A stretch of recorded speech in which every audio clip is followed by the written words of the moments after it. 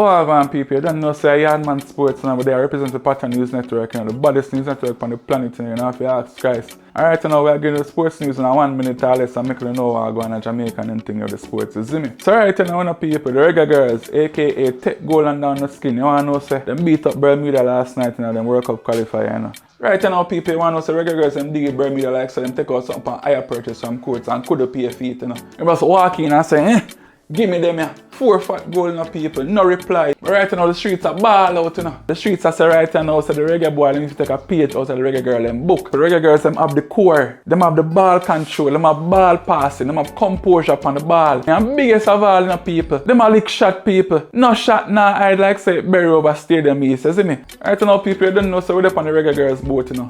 Fully latch on, nah jump off, nah capsize, nah lick the iceberg like Titanic. Straight to World Cup 2023. But you don't know, so the Yaadman Sports now, so we give the news in a 1 minute or less and make you know what's going on, you see me? Outside.